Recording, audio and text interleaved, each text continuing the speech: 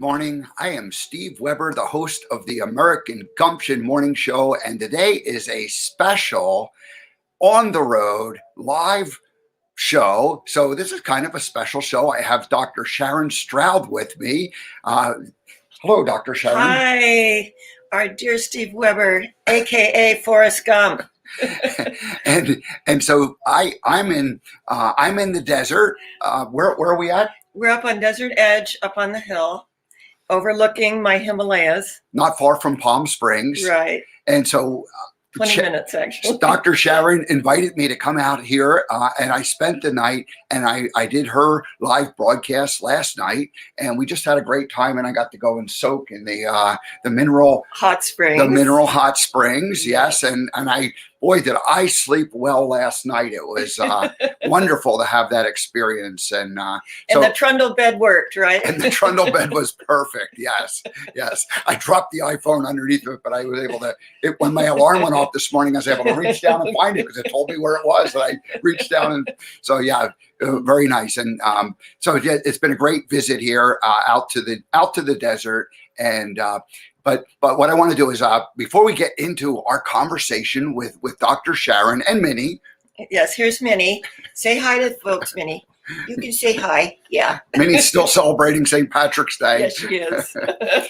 Let me just tell you a little bit about the what's been happening on the trip. So it was like 1 week ago, Wednesday, it was on St. Patrick's Day when I flew out to California, spent a few days in Northern California, and then I've been in Southern California the last week or the last 4 or 5 days. And so anyway, it's just been a wonderful trip. We came out to Victoria Reynolds and I took a drive out to the desert yesterday, and we'll meet some more friends this afternoon, and then we'll head back there to Redondo tonight, and then tomorrow I leave for. I'll have to get past Vegas. I'm going to do some driving. I'm going to go past Las Vegas, tomorrow evening, spend the night somewhere along the way. Haven't figured that out yet. And then I'll end up in Salt Lake City on Saturday night, and then over to Boulder by Sunday night. And then I have 3 or 4 days planned in that area, and then off to Kansas City, but we won't worry about any of that at this point, but that's what's coming up. And so hopefully, for the plan as far as tomorrow, Victoria and I will do a live broadcast, and I'm thinking this 9 o'clock Pacific time, 12 o'clock on the East Coast time is a good time for us to do our show. For some crazy reason, I decided, I was doing it 10 to 11 on the East Coast, and that works great for me. Now that I'm on the West Coast, I have a better understanding of what I've been asking you West Coasters to do, to get up early to come on the show, and everybody's been gracious and has done it, but it's anyway, we have flexibility. We have flexibility, and you want a certain amount of ease and grace. Yes, and there's just no sense. It worked perfect at 9 o'clock. So here we are. So now let me do this. Let me go ahead and formally introduce Dr. Sharron and just tell you a little bit about her, and then we'll play the first time guest welcoming theme song, and we're not allowed to play that song more than once. So if we invite you back to the show again, we have to skip over that part. But Dr. Sharron Stroud is a woman dedicated to healing the planet. The slogan, "Think globally and act locally," would describe what she has been about for the past 45 years. 45 years of this work. That's right. We're going to get into that. As an ordained minister. Yes, my goodness. She is an author, professional speaker, and a spiritual leader. She has served the New Thought movement for 45 plus years as a spiritual leader. The Reverend Dr. Sharron Stroud received her ministerial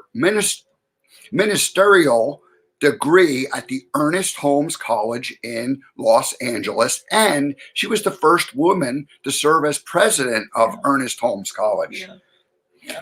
Dr. Sharron Stroud is an inspirational lecturer and teacher who has shared her wisdom all over the world. There was a whole list, like it would have taken another 5 minutes to read all the places that the original bio. I had to cut them out, but let's just say all over the world. We'll leave it at that.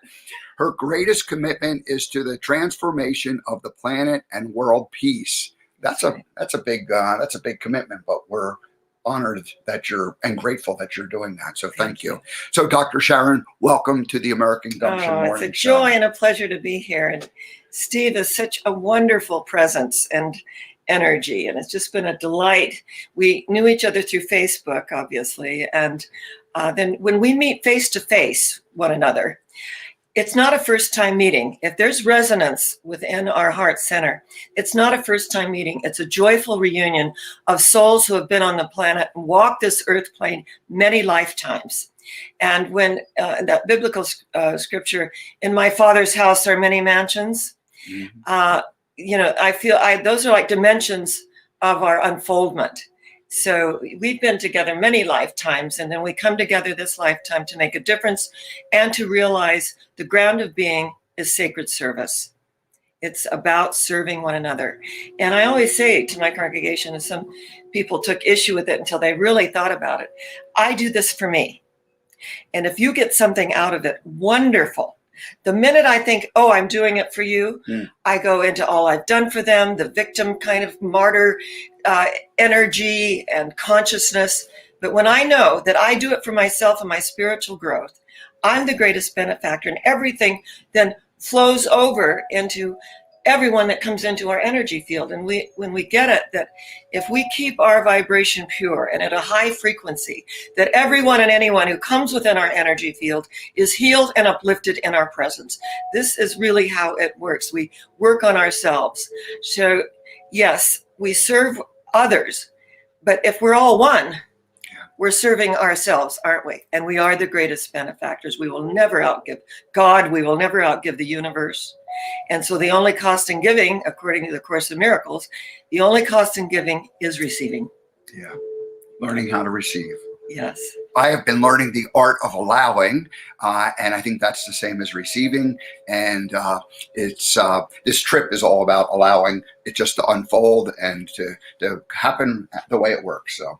And staying with Victoria Reynolds, what a beautiful light on the planet. And yes. Visiting our Joan of Angels, yes. And getting to see her beautiful gallery of angels, and how the universe just allows us, and I love the art of allowing, just allows us to do what God does best by means of us, because we are that experience God is having. And you are as close to God as I'm ever going to get. And I am as close to God as you are ever going to get, because that God presence is within us. We are that. And the Hindi say, I am that. And when we get it, that we are that, then there's such an opening. In 2014, I was doing some work where I wanted to write what my beliefs were and what my core values were. And it was an exercise that took me several months to really go through, and to every day I would get up and I would work on it a little bit. And at the beginning, you did make a lot of progress, but then you just have to sit with it. But as far as the beliefs go, I wrote 2 things down that have lived with me, and the other 4 things that I wrote down at the time I don't even hardly think about, but we are all connected, and there are no coincidences. That's right. And they're really one and the same. We're all connected, and there are no coincidences. But it's been once that settled in, it became a lot easier. That's right, because when we look at that, there are no coincidences, that nothing happens by chance. Everything is by right of consciousness. Mm-hmm. So all of you who have tuned in this morning, this did not happen by chance. I mean, you may have been, kind of surfing the net or whatever. No, this looks kind of interesting. No, nothing happens by chance. We have a divine appointment to be together here and now. And we have something to share on a heart level. And we were talking earlier about, we're going to take the longest journey on the planet this morning, the 18-inch journey from the head to the heart. Yes, absolutely. Now, we've already got off track, because I was going to read the bio and play the first time guest welcoming song. And so let's do that, because we have rules here on this show. Okay, and so here is Dr. Let's honor Sharron. the structure.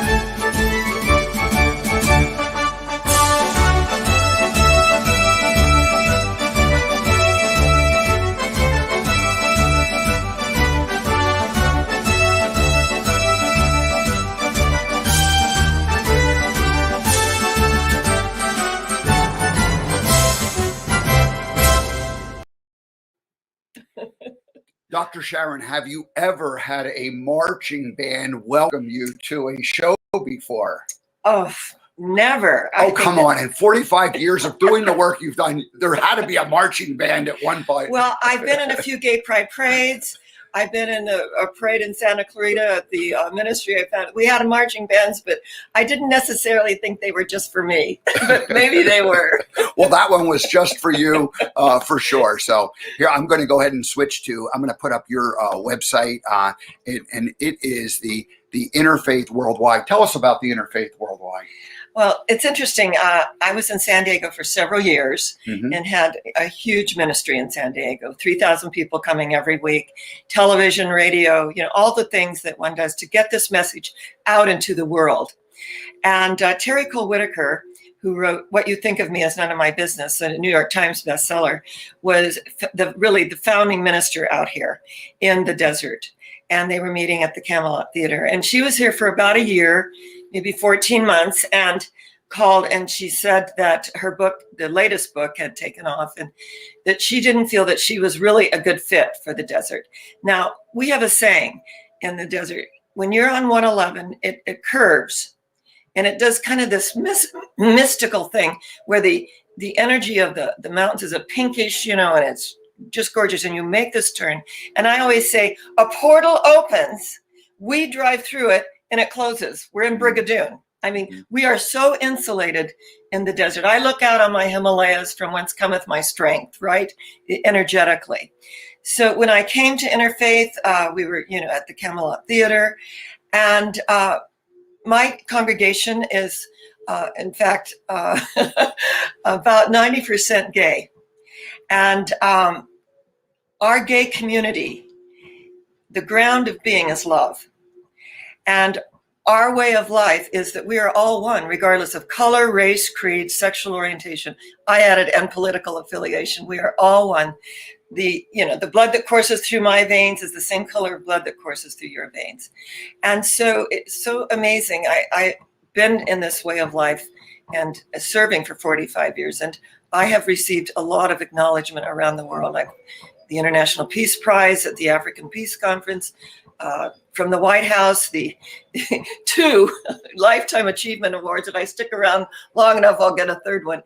And my most prized, in my heart is the Palm Springs Human Rights Award.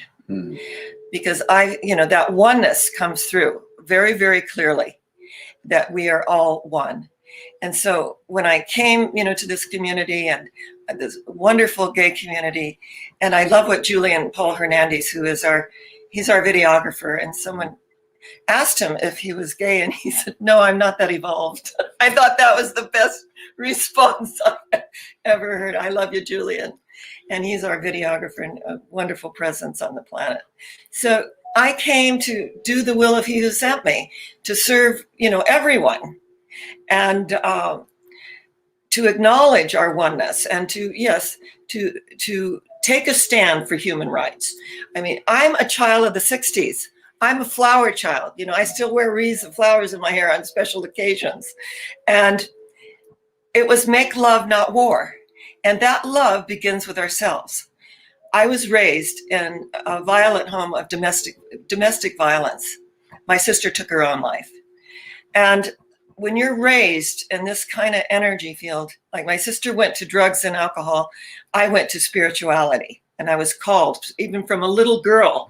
I walked to Christ Community Church, and the minister's daughter's name was Sharon, with one R. And so they sort of took me under their wing.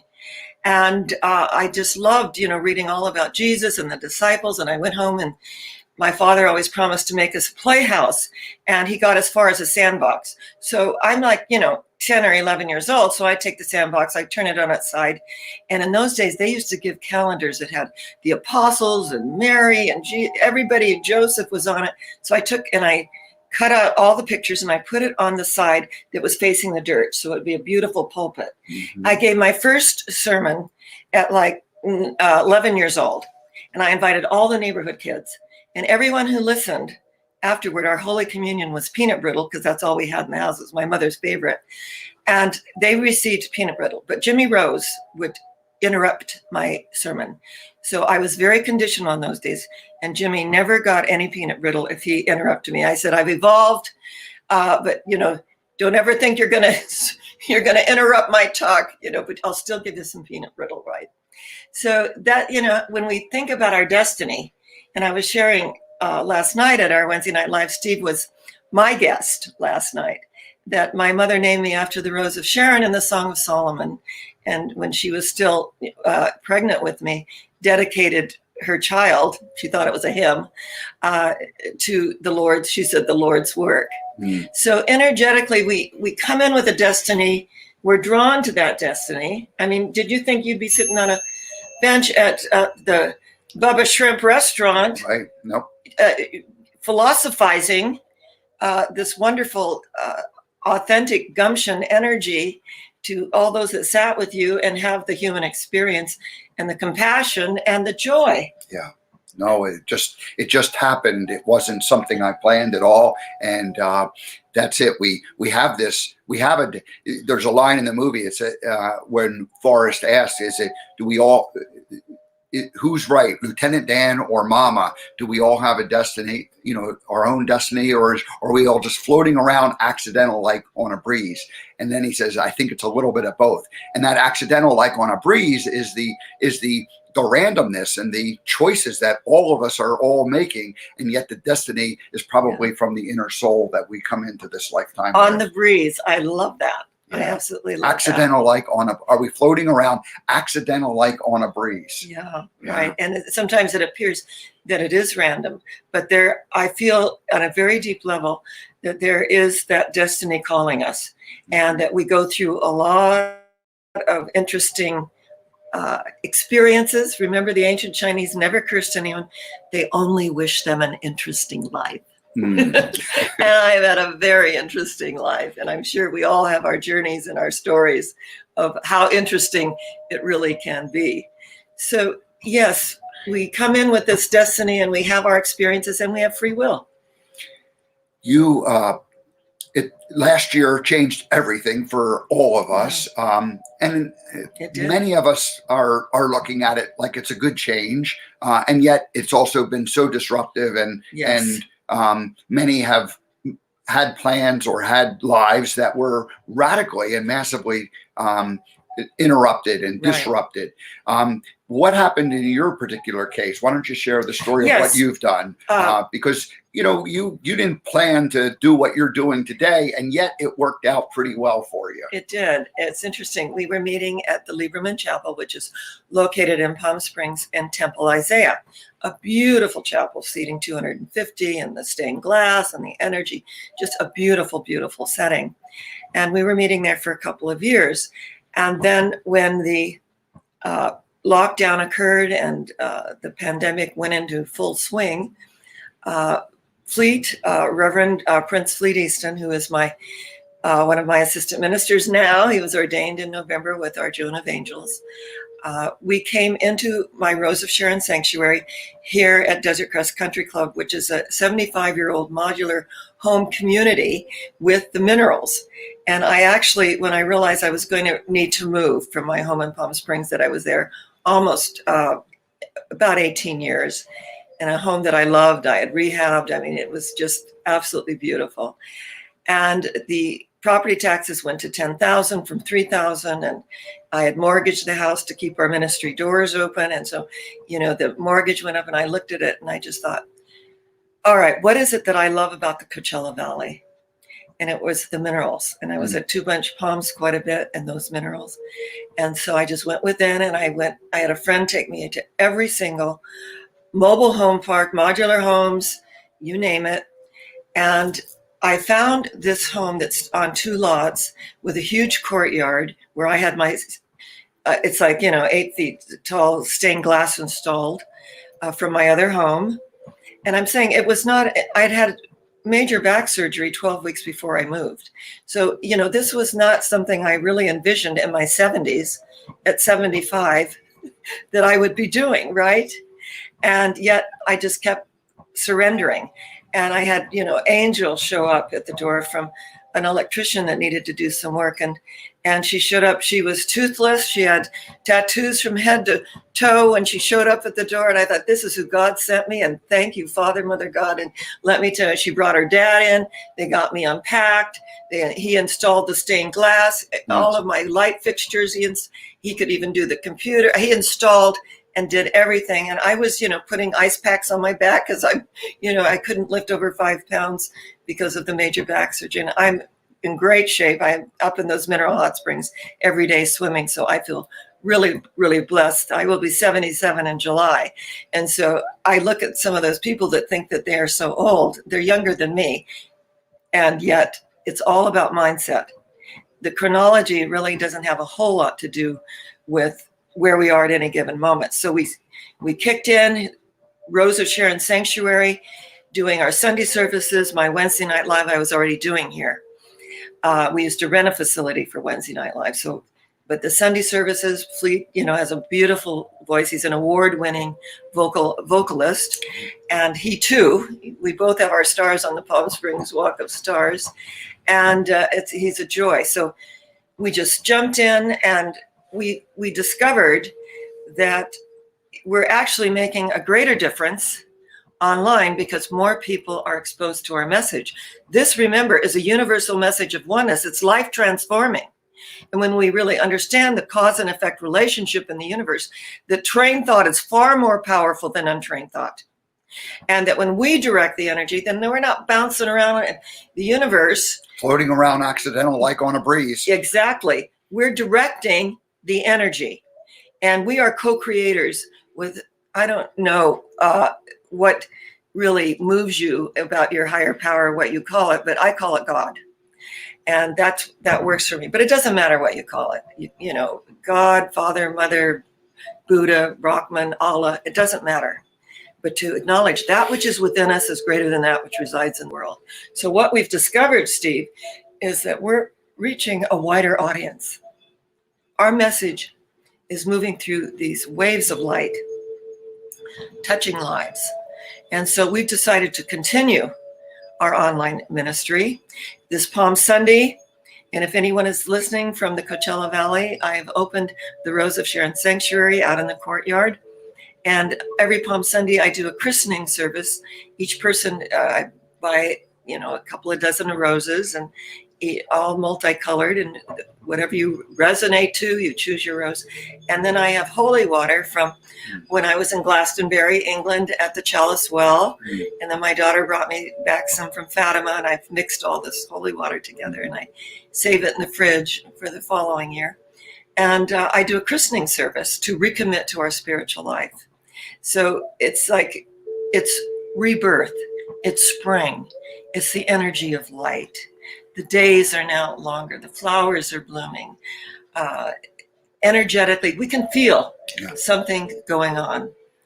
So back in the 70s, you are in San Diego, and you have this, the beginning of this, what becomes a very large ministry. Yes. But it was kind of like that, the traditional classic way of doing it. The message was more, in the New Thought leadership, it was more encompassing than a one specific religion goes. All are welcome. The message is more of a universal message. And then you come to the desert and, create something similar, a large ministry here. But then as time changes and evolves, and then finally last year, or just 1 year ago, the realization that it's time to take this online. And that is really the direction that you're going. And isn't it interesting how it just keeps evolving and changing? The message doesn't change. It doesn't. But the way to deliver the message The form has to change. Otherwise, the people won't hear it. That's right. The form of it changes.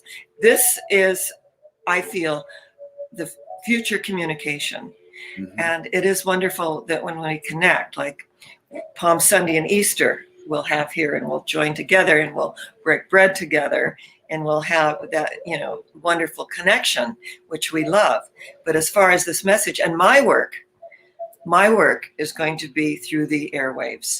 Yeah. And I'm very clear on that. And 45 years of doing it one way. And then, of course, Julian always came every Sunday for over 10 years. And you can see my talks on YouTube that Julian uploads every single week. I've got years and years of YouTube, about 20 years. And that this message still unfolds, and that those that couldn't come, they were so grateful that they could have an experience of it on the replay. So this, when we think about, we watch Netflix, we watch Prime, we go and we watch these movies and documentaries. This isn't any different. This is a life transforming message that opens our heart and allows us to be in the world, but of a higher vibratory frequency, and to vibrate at that frequency of love. I mean, that's what we all attain to. And to heal our old issues, and to realize that no one's responsible for our good. We don't need to look outside of ourselves and say, well, they did this to me, that, and they may have, but you know what?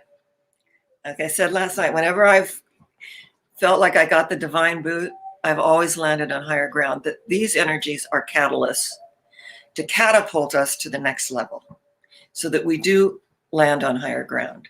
And I know Fleet said that in his life, he'd been very bullied. And yet those bullies, he goes, I wonder what they're doing now, right?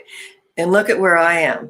But they were like a catalyst to really catapult him forward. And sometimes the best transportation is a leap of faith. Yes. Right. So I just want to acknowledge the beautiful home that I've been staying in and visiting, and the what do you call your garden? The courtyard. The courtyard with the stained glass, and you know, it seats about 30 people, so it's not a huge facility, intimate. But it's intimate, and it's being broadcast when they have these live events. Yes.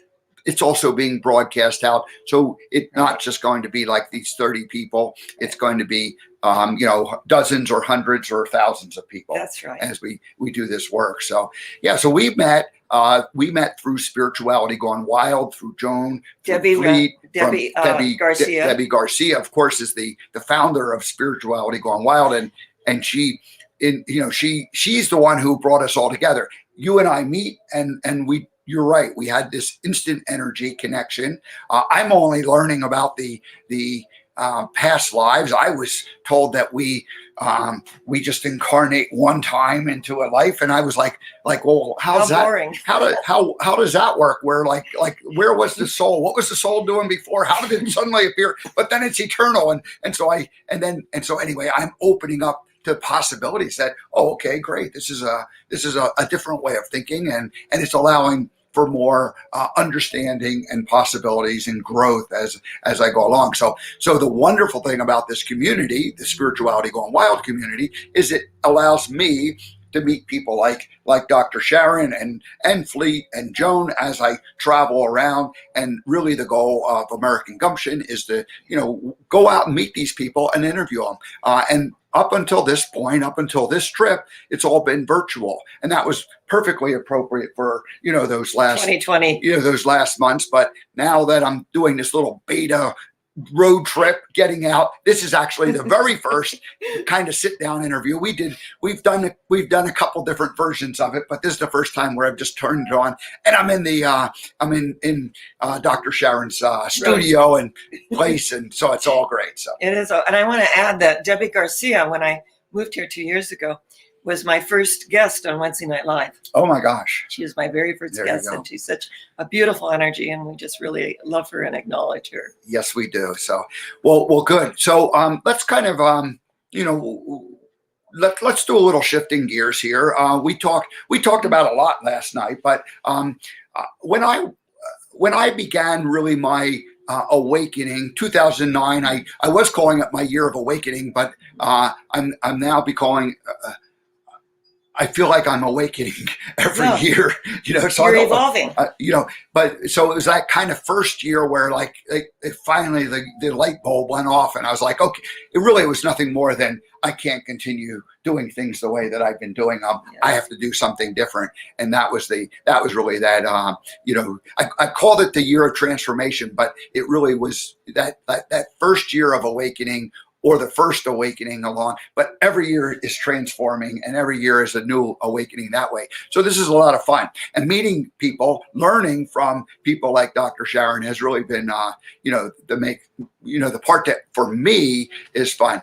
So I sat on the bench for all those years, and I knew that the Forrest Gump message was something special because I just saw the way people would light up and react to the character, and it just brought them joy, and it was, joy to do it. So I thought, well, what do I do? What do I do with it? And then finally, after about 10 years of trying to figure out what do I do with it, the idea of American Gumption and traveling around and meeting people, it's a genius. It evolved. And it's funny how, we know we're on the right path, and yet we that's really what faith is continuing that going and listening to that inner knowing, I'm on the right path, but you just don't, you don't see the results per se. You don't get the immediate feedback, and people look at you like you're crazy and they say, why don't you, forget that idea. That's not going to go anywhere. And so it does take time to evolve. It does. You've, I don't know, what do you say about the person who is, feels like they're, they know they have a purpose and a destiny, and yet they're struggling to look for it. What do you say to those kinds of, what do you say to get somebody how do you encourage them to keep going when they're on that path? I think wherever we are at any given moment is appropriate. This is where we need to be. And if we're in a situation and we wish we weren't, see, that's the very energy that blocks us. Mm. So if we are on the path and we have a goal, and a sacred goal, and we want to fulfill our destiny, we don't feel that where we are at this moment is fulfilling that destiny. Actually, it is, because that we are grounding ourselves in this experience. And when we begin to love where we are, an opening appears, and then we move to the next level. Remember, life is a spiral. Life goes not backward nor tarries with yesterday. Life is a forward expression of the soul. So wherever we are at that given moment, that's where we need to be. And then when we make peace with where we are at that moment, that's when the portal opens. That's when we go up to the next rung of the spiral. And when we're in this transitional period, there's disorientation and there's feeling of doubt and all the energies on the human condition and what that brings forth. We make that revolution to the next level and we ground into it. And then we go through the same. See, life is an evolution. It's always evolving. I may have been in the ministry for 45 years, but I'm always learning. I'm interested in what people are writing in their books and quantum physics and all the things that are there for us to move to the next level. In fact, Tesla said it best. He said, if you want to know the secrets of life, you think in terms of energy, frequency, and vibration. Mm. That takes it out of the realm of personality. So if we're in an energy field and, we have considerations, we make peace with where we are at that moment and do it in love, then that creates the opening to move to the next level. And it's like, that beautiful poem by Goethe about until one is committed, there's hesitancy, there's doubt, there's all these other things that interfere. But once you commit, all of Providence rushes in to lift you to that energy field, to lift us to where we want to be and the difference that we want to make. But the old saying, they also serve who only stand and wait. Yes, because if they are waiting with that spiritual energy and sending out peace, they also serve. New thought leadership, that's the area that you've been working in. I'm not an expert on but I know that like the movement really began in the 19th century. Yes. And well, actually, it really began with Plotinus. Mm-hmm. If we want to go back that far, Dr. Ernest Holmes took the best from all the great religions and called it religious science. And the laws of science, the revelations of religion, the opinions of philosophy, applied to human need and the aspirations of every living soul. So when he called it religious science, because when Einstein said religion without science is blind and science without religion is lame, right? That there's a cause and effect relationship in the universe. Mm-hmm. So the laws of science, the opinions of philosophy, the revelations of religion applied to human need and the aspirations of every living soul. Think about it. I mean, the revelations of all great religions is the ground of being is love. Yeah. And all great religions. And then when we come from that space, and, you know, I always have people place their hand on their heart and feel the beating of your heart. And I believe we were given a heart so we would live one moment at a time, beat by precious beat, moment by precious moment. And when we feel, you know, we're in cadence of perhaps a man, a woman does not keep pace with their companions, it is because they hear a different drummer, however measured or far away. So we're all keeping pace with our own drummer, however measured or far away. So we won't go through that early time of it, but in the 70s and then into the 80s, something changed and women stepped forward into leadership roles. You were one of them. Louise Hay was one of them. Tell us about that time. What was going on and how did it, you know, how was it for you? And I mean, you know, but these other leaders that were around, talk about that. Mm-hmm. Well, I began my ministry. I founded the Santa Clarita Center for Spiritual Living 45 years ago. I was 30. And, you know, it's really interesting. I was like one of 4 ministers, female ministers. And actually in our class, though, in our graduating class, there was Peggy Bassett and there were some others that were really making a difference. And energetically, like we would go to seminars and I would go in and they would say, oh, well, the minister's wife's this way. And I go, I am the minister, you know, energy. And so it was a very different time. And a lot of times you weren't taken seriously. However, you know, I took such exception to that. And that's why I always wanted to be on the cutting edge and always evolving and growing. And this is what I love about our way of life is that we are open. And I want to know what you know, about quantum physics and the fact that you can observe something and there is an order and a balance in that energy and you can turn away and it, you know, goes into a chaotic kind of thing. I love all of that because the science is the opportunity that we have to recognize that there is an order. Order is heaven's first law. And those early days were very, very interesting. And it gave us, I think, the impetus to keep growing, to keep evolving. And, you know, it was almost like a competitive edge with the men. But I had wonderful, wonderful mentors and wonderful people in my life that really believed in me. And the Palm Springs minister, John Blaney, Reverend Dr. John Blaney, he said, you're a star in our movement. Your star is rising. You know, and so when I received my star on the Palm Springs Walk of Stars 6 years ago, I thought of his words, your star is rising. And my star says humanitarian and minister of peace. And to me, that is such, you know, it's a profound statement to realize we're all ministers of peace. Every single one of us. Every time we take higher ground, we're a minister of peace. Every time we draw the larger circle, he drew a circle that shut me out. But Love and I had the wit to win. We drew a circle that took him in. We made the adjustment. So when we think in terms of energy, vibration, and frequency, it takes it out of the realm of personality. Oh, he said, she said, they hurt me, blah, blah, blah, you know, the human condition, and into, hey, we're not a vibrational match. It's not good or bad. We're just not a vibrational match. It takes it out of the realm of personality. When I began my awakening, I had a coach and she said, consider that there is no right or wrong. There is no good or bad. And that blew my mind because I was really used to judging everything.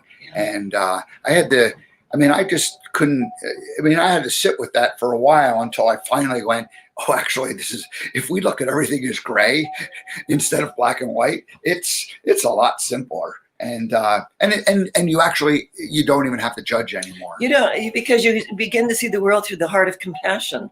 Mm. So, why judge anyone? I mean, they're where they are, and we bless them, and we know the angel of light can reveal herself, and today they can become that.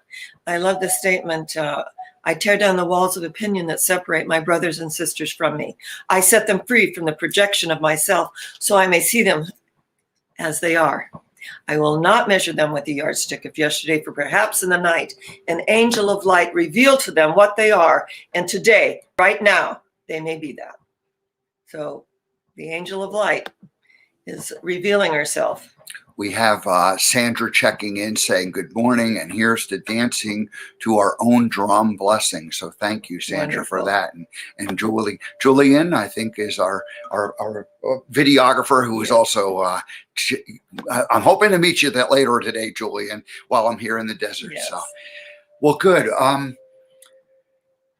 When I was on my own journey, I started really from a logical, and the short version of it is that at a young age I decided a couple of things that happened. One in my early teenage years and one in my early 20s, where I decided not to trust my instinct any longer, because I felt like my instinct had not been worthy or proven right. And so what happened was I still had pretty good access to my instincts, but that would just let me go into my head and my thinking and my analytical and analyzing and overanalyzing and overthinking and hesitating. And so it was like this kind of a energetic loop that I would get myself stuck in, even though I had that inner knowing that was there. I just wasn't trusting it. And so learning to retrust it became my biggest challenge. And that I feel like I've gotten a lot better at doing that.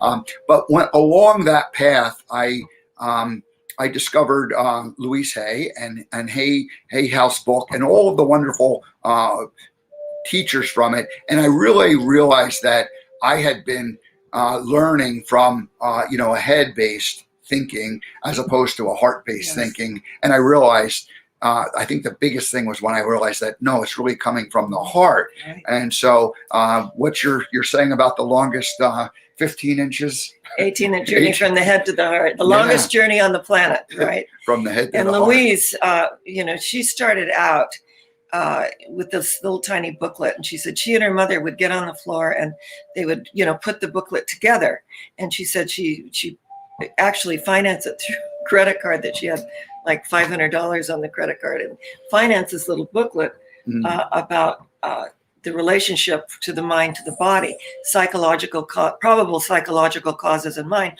for every physical manifestation of dis-ease.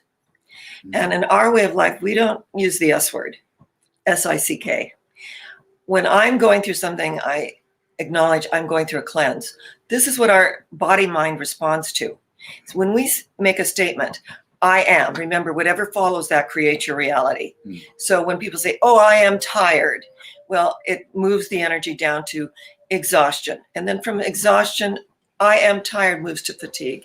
From there, you're in bed.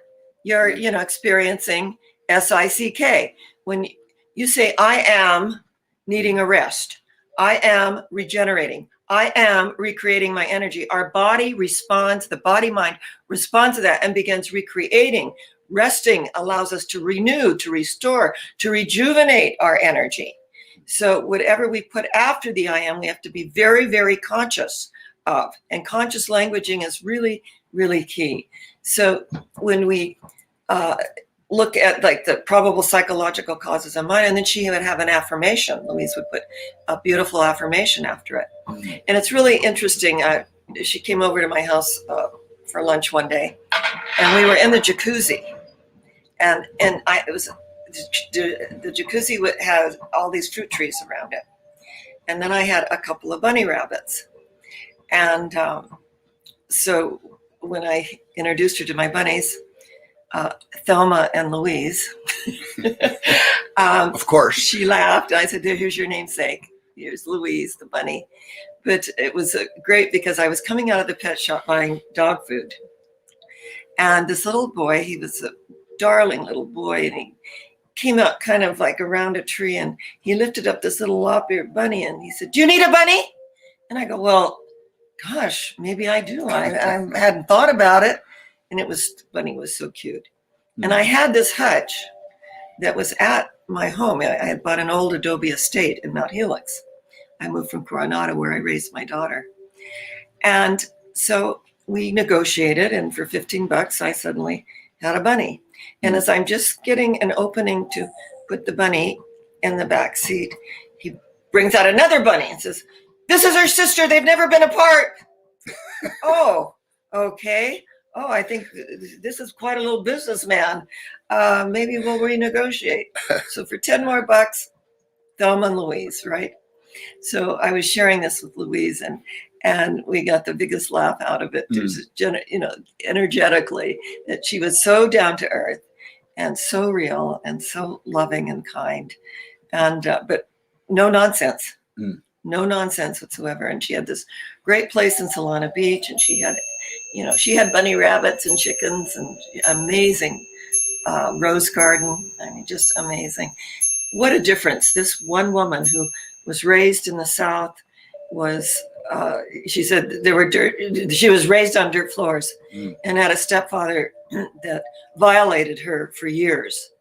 And to rise up, and she had cancer, she had a cancer healing, and to think of the multitudes of beautiful souls that she has served. Yeah.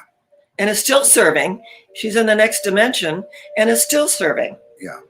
And I absolutely just love just what we can do when we know that we're co-creators with God. I didn't I've never met Louise, but I got to know her and her work, but she was already in her late 80s really then, and she continued on for several more years. And so what a wonderful and really she was doing this work all of her life, and yet she's at age 60 she stepped into this whole new dimension of the largest publishing house for self-help on the planet. Yeah. Quite incredible. It is. So we are, it's never too late to start. You just, some of us are late bloomers. Yeah, exactly. Well, good. Well, what, we have just a few more minutes left. We'll wrap up. What do you see coming? People have been, it's been a challenging time. Some people have looked at it and went, wow, this is really a great reset. Mm-hmm. And others have been like, oh my gosh, what do I go and do next? I think we could probably all agree things are changing and aren't going to go back to the way they were. Where do you, what would be your hope that people take from this whole experience of the last year? What would be something that you'd offer them to encourage them to keep going into this newness that we're going into? To live your life, to live in the present moment, and to acknowledge that whatever you are doing, and it doesn't matter. Brother Lawrence was working in the scullery. This is like in the 5th century. He looked out the window, and it was his brothers that were bringing in the wood. And he had this amazing white light experience washing the dishes in the scullery, that wherever we are, whatever we are doing, that this is a sacred time. And that we, when people demean what they do, or I'm only this, or no, what you are doing is important. What you are doing is creating energy. And what Rumi said, that he said that in the world of wrongdoing, and, where we don't acknowledge wrongdoing or right doing, there's a field and I'll meet you there. That's meeting on higher ground. Mm. And when we meet on higher ground energetically, that we're allowing our lives to unfold. I don't think we're ever going to go back to normal. I think that there has been a deepening realization within our global community of what's really important. When the pandemic first hit, remember, it hit Italy very, very hard. And what were they doing? They were on the balcony singing to each other across the balcony. I think we need to keep singing to each other, that wherever we are, whatever we are experiencing, we need to keep acknowledging one another, keep praising one another and affirming one another, acknowledging one another. And as we do this, and to me, it's really a wonderful opportunity to confirm our humanity through each other and our divinity. People need encouragement, and it's I think American Gumption is based on that idea. I about 2 years ago, I one day was watching the news and I realized that everything they talked about had nothing to do with my life, and things that they were breathlessly telling us that were important really had nothing to do. And I realized at that moment that, why do I want to bring that energy in? Why do I want them, whoever's talking at me, to influence me and to change my energy in a way that I don't need? I agree. And so I thought, where are the good stories? Where are the ordinary people who are doing the real work? Why aren't they being celebrated? And then that was that moment. Really, that was the moment where that's what American Gumption has to be all about. And the simple life lessons from the movie, the feather as the opportunities, the chocolate box as the choices we make, the shoe as the journey of life, and the life chapters that we keep going through. We talked about the many life chapters you've gone through. None of them are better than the other. They were all perfect for each particular stage, and yet they were you can look back and go, well, they wouldn't work any longer. Yes. And so that's the evolution, that's the journey of life, and it's just constant opportunities, feathers that come into our life, and the choices, the chocolate box. We get to choose whatever. You get to choose whatever chocolate you want. You get to choose whatever life you want. And once that all made sense, life began to get a little more simpler. And now it's time to go out there and share that. And so this is like one of those on the road. This is kind of that practice before I'm actually in the RV and with the broadcast studio. One of these days, I'm going to pull right up in front here with the American Gumption bus and studio, and I'm going to say, "Come on, Dr. Sharron, come on out. We're doing an interview." And hopefully, I won't get love kicked. it. Okay, Love good. it. Well, very good. Well, I'm going to give you the last word. What would you like to share with the American Gumption audience? And, what would be your, closing thought? And maybe Minnie has something to chime in and say, too, with this. Yes, she's been a good girl through this. You've been such a good girl. Yes, you have. I just want you to know that wherever you are, that this is where you need to be. And as we acknowledge in our life that this is the moment, and this is the only moment, and then it's the next moment, and then the next, but to really live in this now moment and to acknowledge that we're here not just to make a living and to be out there, but to make a difference. So wherever you are, I want you to know, acknowledge yourself, that you are making a difference, and that your energy and your light and your love are going forward and moving in waves, and everyone and anyone who comes within your energy field will be healed and uplifted in your presence, because you know who you are. And we are all created in the image and likeness of something wonderful. And it's just time that we live from that. And I mean, really live from that and know that and to be that. And so I just want you to know how special you are and unique, and the opportunity that we've had this time I'm very grateful for. And I can feel the love emanating through these airwaves. Thank you, Dr. Sharron. That was beautiful. I'm honored to be in your home and have you here as my guest on the American Gumption Morning Show. And thank you for letting me come and broadcast from your beautiful home. So thank you. It's just been a joy. Thank you. Well, good. Well, folks, we're going to wrap up. I'll be coming to you with a live show tomorrow morning, probably at 9 Pacific and or 12 Eastern. That's what I'm thinking we're going to do. So I'll schedule that, and then sometime later today. And so just hopefully you'll be able to join us. I'll have Victoria Reynolds as my guest, and then after that I end up heading up towards Salt Lake City and over to Boulder. And so I'll be bringing shows to you next week from the Boulder area. Alrighty, well, that is it. We're going to close this down. We'll play the final theme song. We'll get out of here, and we'll come back and do this all again real soon.